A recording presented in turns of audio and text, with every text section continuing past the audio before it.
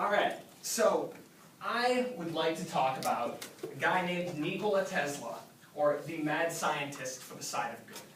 See, Nikola Tesla was probably one of the coolest people ever to be born. Basically, if you were to picture the villain from a James Bond movie, but actually a good guy, that's what Nikola Tesla would be. So, Nikola Tesla was a surgeon. And his parents were, his father was a clergyman, his mother worked around the house, and his mother was quite inventive and created a number of different things to help with her housework. So this is what he credits his later inventiveness for it. You see, as he was growing up, he really wanted to be an engineer of some sort, an inventor, something like that. But his father wanted him to go into the clergy. And finally, after a bout with cholera, he got his father to swear, if you make it through this, I will send you to the best engineering school that I can. And through probably sheer force of will, Nikola Tesla beats cholera and ends up going to school. So, one of Nikola Tesla's first big thoughts is the alternating current motor.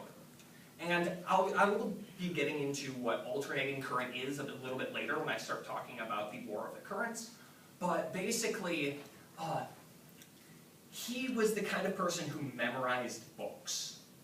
And at one point, while he was just sitting staring at the sunset, he remembers this passage from Goethe's Faust that he was really fond of. And somehow he makes this connection that this is how I make my motor. Just looking at the motion of the sun and this circular sort of thought. Another big inspiration for him was a picture that he saw of Niagara Falls.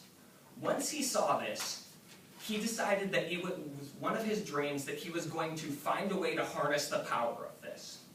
And this is one of the things that would lead him to America. Now, upon arrival in America, he was hired by Edison. Most of you may have heard of Edison, light bulb guy, that sort of thing. That guy. He had a letter from his teacher, and through that got him hired. Now, one of his first things while working for Edison was Edison told him, I don't want to hear anything about your alternating current or anything like that, because Edison worked on direct current.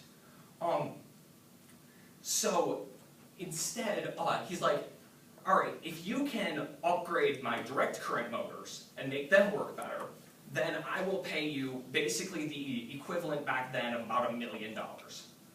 Tesla does this, and Edison, instead of paying him, just says, oh, that was a joke, you don't understand American humor. Tesla rightfully quits and is hired by a man named Westinghouse, where he develops the first alternating current motor. This leads to the War of the Currents. Now, because, alright, so with direct current, what you have is basically a bunch of electrons flowing through a circle in one continuous direction, and you generate power through that. Alternating current instead has you flipping the direction the electrons are moving. So instead of going in a circle, they're just kind of vibrating back and forth really quickly in a circle. The advantage of this is that it's much easier to translate over long distances, requires much smaller wiring. Overall, it's basically an objectively better system of doing it. Unfortunately, Edison had a lot of money invested in direct current.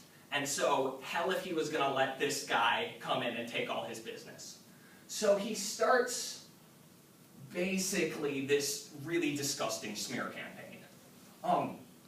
According to a book that I read, written in 1989, Edison and the Chair, Edison started paying neighborhood youths to collect stray animals, or just any animal they could find on the streets, dogs, cats, people's pets, and then would publicly electrocute them to display the dangers of alternating current.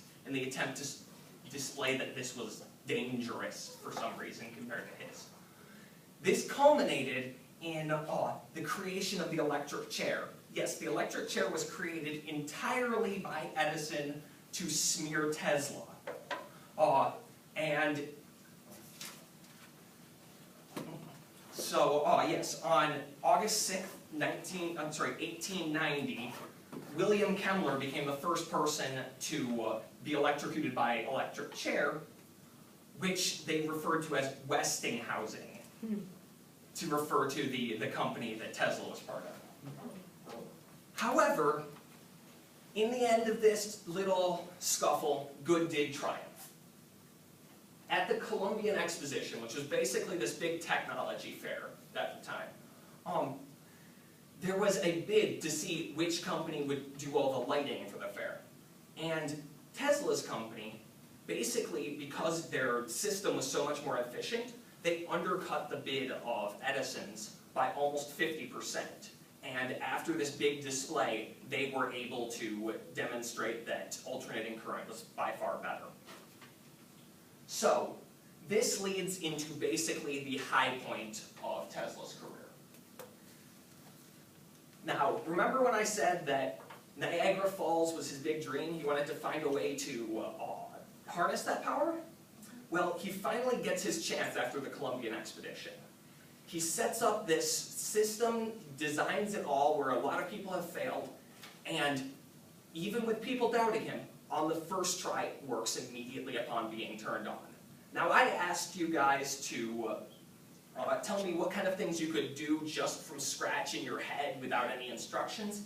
Tesla would build these kind of things in his head without instructions. Then, radio and robotics. Radio is generally considered the invention of a guy named Marconi. However, Tesla actually owned the patents for it far earlier. When asked about this, he replied, "Marconi is a good fellow. Let him continue. He's using 17 of my patents." He also is the father of robotics and created the first remote-control boats. While working at his laboratory at Colorado Springs, he transmitted power several miles to light up an array of 40 light bulbs, something that current scientists have barely been able to replicate. In fact, only in 2007 did a company called Fulton Innovation manage to transmit power wirelessly to charge a cell phone. So there's some scope there. Oh, he was also incredibly popular with the ladies. I mean, look at that mustache. Despite this, he was celibate his entire life. He claimed that this one model that happened to be attempting to court him was a distraction from his work. Unfortunately, all good things come to an end. His attempt at creating wireless power cost him most of his fortune and a lot of his status. His attempt at ending war through essentially a death ray that was stationary and will be deployed around a country's borders was never accepted by any country. And he died alone, surrounded by his pigeons, which he had taken to feeding, living off of crackers in a hotel. So, unfortunately, despite his inglorious end, Nikola Tesla happens to be one of the most influential people in terms of scientific advancement throughout the entire Industrial Revolution.